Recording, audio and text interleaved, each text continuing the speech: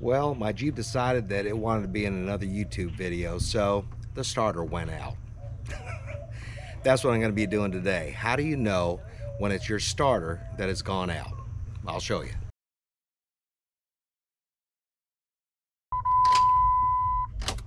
Hear that click? That click is an indicator because up until that point it was getting harder and harder and harder for the Jeep to start. I threw a jump pack on it and the voltage read fine. It was 12.4 volts. Had another jump pack put on it. I put my multimeter on the battery and it had all the power that it needed in order to crank, but it didn't crank. And there is a trick where you can actually tap on the starter with preferably a rubber mallet, but you can use other kinds of tools and things like that. As you're trying to turn it over, if you tap the starter, it should turn over. But it didn't, and I actually had AAA tow it home. Thank God it was within 7 miles of home. I just had them tow it home because it's built into it that if you're not a AAA member, that's one of the benefits of having that membership. Because this 2000 Jeep Grand Cherokee has got the 4.7 liter V8 in it, it's incredibly tight, and the starter is somewhere back over there on the passenger side, and we'll have to get up from underneath. And one of the things that we're going to need to do is jack up the suspension on the passenger side. So got my jack, I've got my jack stand, I'm going to be lifting that up so it'll create some more space where I can get that starter out when I get it dismounted from its spot.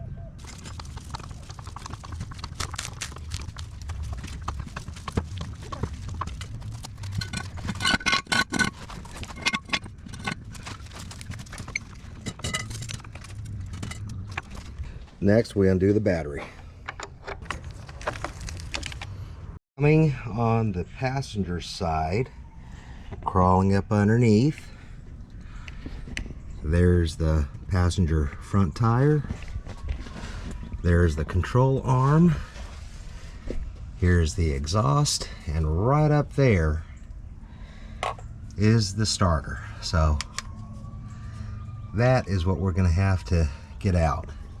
To get a better idea as to how the starter sits in the Jeep, pretend that is the front of the Jeep and this is the firewall. So the way this thing bolts in is you have a bolt that goes in this way and then the other bolt goes in this way. Here is the ignition wiring where the connector goes in here, and it's that red clip that you got to push and then be able to separate the two halves. On the back,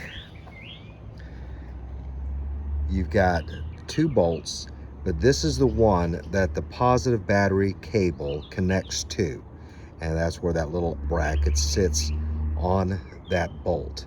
So a screwdriver is pretty key to breaking that loose from that bolt. We're gonna have to remove this bolt here.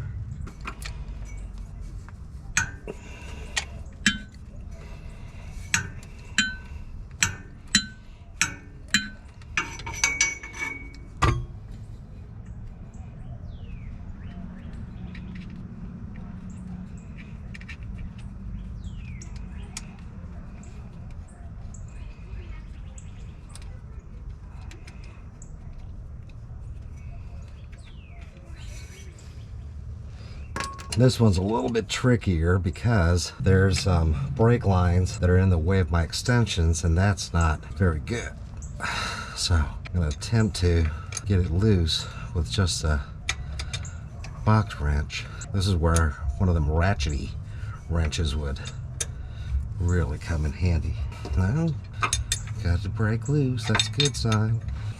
Okay, got that second bolt out. Not that size matters, but I just want to make sure that they're the same length.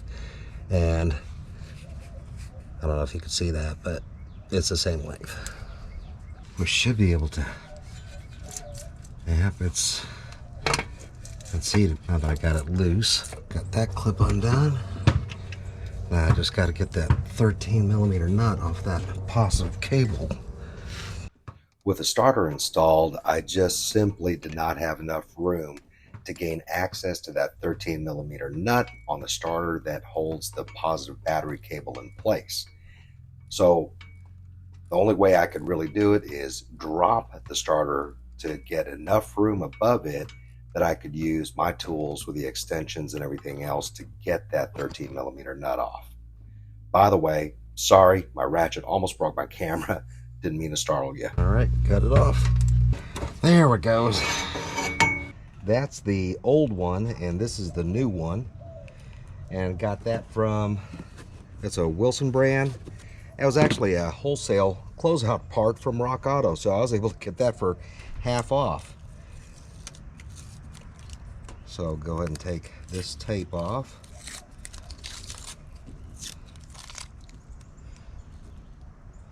Before returning, blah, blah, blah, blah, blah. It better work. All right. So overall, it is the same. It's got the same single bit connector. Don't know if you can pick that up in the camera, but it's just a single blade. Bolt hole locations are in the same place. This end versus that end. Just got to put it back in the same way I took it out. Well, I got everything put back together. Let's see if it'll crank over. Battery's not probably going to be good.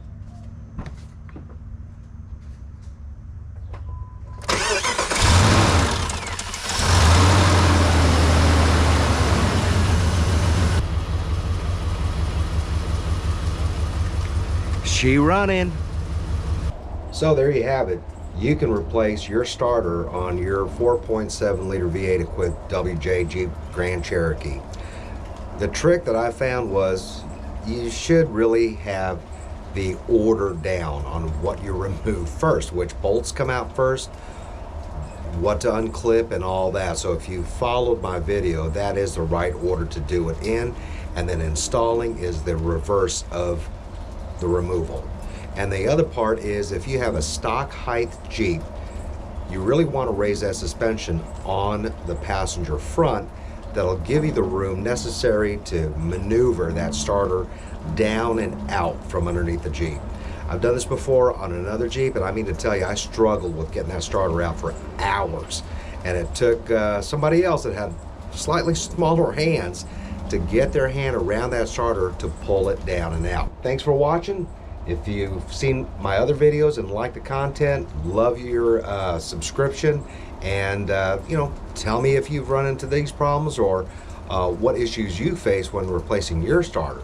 Hopefully they're not as difficult as what's in this Jeep. I do know on the WK it is even worse. You have to remove the inner fender liner and all that kind of stuff. Anyway, until next time, see ya.